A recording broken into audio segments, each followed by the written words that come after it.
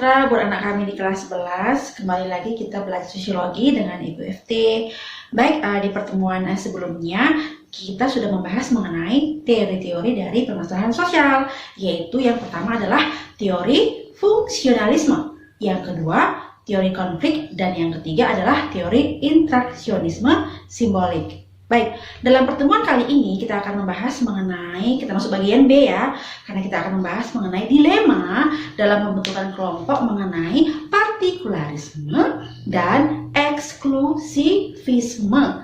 Dan itu sudah kita bahas di pertemuan sebelumnya mengenai apa itu partikularisme dan eksklusivisme. Nah, jadi pada pertemuan kali ini kita akan lebih membahas mengenai apa makna dari kedua istilah tersebut. Baik, kali ini kita akan membahas mengenai partikularisme kelompok dan dilema pembentukan kepentingan. Nah, sebelumnya ya, seperti yang Ibu sudah terangkan, Ibu sudah menjelaskan apa itu partikularisme dan eksklusivisme. Nah, ingat kalau berbicara mengenai partikularisme berarti kita berbicara mengenai masyarakat kota. Kenapa? Karena masyarakat kota itu lebih mementingkan kepentingan pribadi dibandingkan kepentingan umum. Nah, sedangkan kelompok eksklusivisme yaitu identik dengan masyarakat desa, di mana mereka lebih mementingkan kepentingan bersama atau umum dibandingkan kepentingan pribadi. Nah, baik, kali ini kita akan membahas bagaimana ya partikularisme kelompok dan dilema dalam pembentukan kepentingan. Nah, atau lebih singkatnya yaitu partikularisme dan universalisme. Oke, dari kedua istilah ini apa yang kamu pikirkan? Nah, ini keduanya paham ya. Nah, berbicara mengenai partikularisme berarti kita berbicara mengenai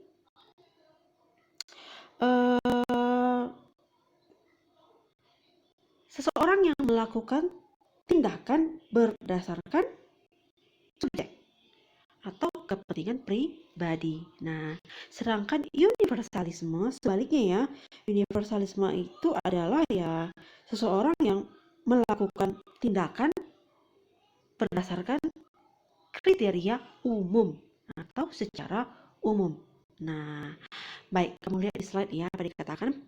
Pembahasan mengenai partikularisme tidak akan terlepas dari pembahasan salah seorang tokoh sosiolog, yaitu Talcott Parsons. Parsons memperkenalkan perangkat variabel pola atau pattern variables. Nah, disinilah Parsons ini yang mengatakan bahwa ya memang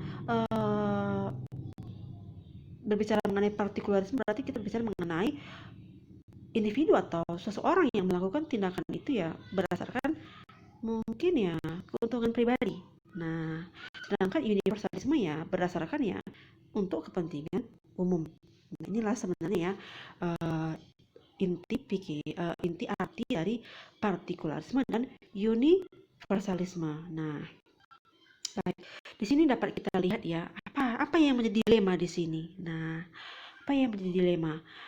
Di dalam kehidupan sehari-hari, banyak nggak orang yang memiliki sifat partikularisme? Nah, tentu banyak. Nah, sehingga seringkali kita lihat ya, ada suatu masalah yang memang bisa dikatakan cukup besar, tapi karena ada sesuatu di balik dari adanya mungkin tali kekeluargaan atau adanya relasi, sehingga masalah itu akhirnya diperkecil. Nah, sebaliknya kalau misalnya universalisme ya, kalau memang ada masalah ya belak-belakan harus diselesaikan. Nah, sehingga pada saat seorang individu itu yang menganut sistem partikularisme dan universalisme, dia akan mengalami suatu dilema. Apa itu dilema? Kebingungan. Bagaimana ini? Apakah saya harus tetap di satu sisi ya dia itu famili saya. Nah, di satu sisi dia memang salah.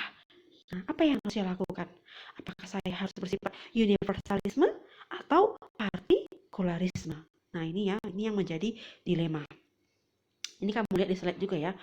Kriteria partikularisme termasuk orang yang mementingkan kerabat. Nah, dibandingkan orang lain yang lebih mampu ketika menerima atau mempromosikan pegawai. Nah, sering sekali kita lihat ya, ada istilah KKN. Nah, apa itu KKN? Kolusi, korupsi, dan nepotisme. Nah, apa di balik itu semua?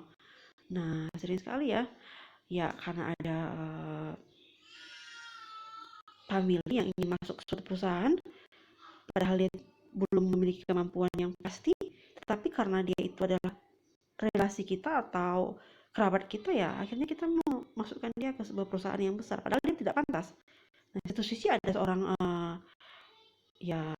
karyawan yang juga mendaftar dan memiliki kemampuan yang bagus. Nah, tapi karena dia memilih kita, ya kita lebih memilih dia. Nah, itu fakta ya, itu sering sekali, banyak sekali individu yang tidak sadar ya, tapi ya mereka itu menganut sistem atau ya partikularisme. Nah, apakah di antara kita ada yang seperti itu? Nah, itu kita jawab masing-masing di diri kita ya. Nah, baik. Sekarang kita lihat ya antara partikularisme dan kepentingan publik. Nah, sebelumnya ya kita telah membahas tentang makna partikularisme. Partikularisme pada dasarnya menganut paham yang cenderung mengutamakan atau mementingkan kepentingan pribadi dan kelompok. Nah, partikularisme memiliki kemungkinan menjadi sumber konflik. Ya tidak tentu. Nah, karena dia apa? Lagi-lagi lebih mementingkan kepentingan pribadinya. Karena cenderung mementingkan pribadi atau kelompok sendiri daripada kepentingan umum atau publik. Nah, baik, mengenai pengertian publik, menurut sosiolog Surjono Sukanto, apa itu publik? Nah, publik itu apa? Publik adalah suatu kelompok yang tidak menjadi satu kesatuan. Nah, nanti ya kalau dibilang publik berarti dia itu bersatu karena adanya media.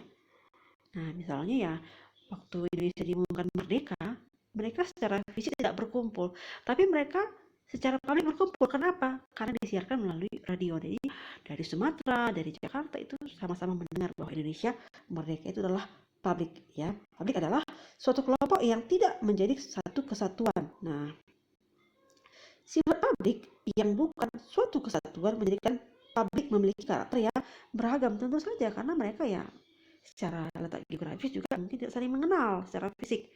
Nah, atau ya keanekaragaman secara letak geografis juga. Nah, baik. Apa karakter publik itu? Nah, baik. Ada juga di buku kamu ya. Lihat buku kamu di halaman 41. 3 karakter dari partikularisme dan kepentingan publik. Nah, yang pertama, apa itu kelompok yang pasif? Apa itu pasif? Ya, kalau dibilang pasif berarti ya tidak ada diam ya, atau tidak memiliki pendirian terhadap sesuatu persoalan.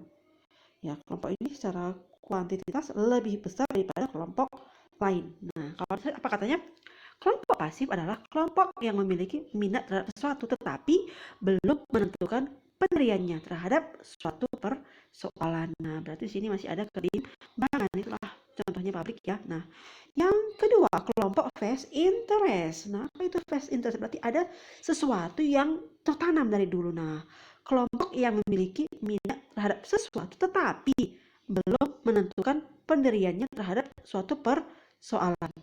Nah, mirip ya dengan kelompok pasif tadi. Nah, pelikatannya yaitu kelompok vested interest adalah kelompok yang terdiri dari kumpulan orang yang telah memiliki kedudukan tertentu dalam masyarakat dan biasanya bersikap mendukung kebijakan penguasa karena untuk mempertahankan statusnya. Nah, inilah vested interest ya.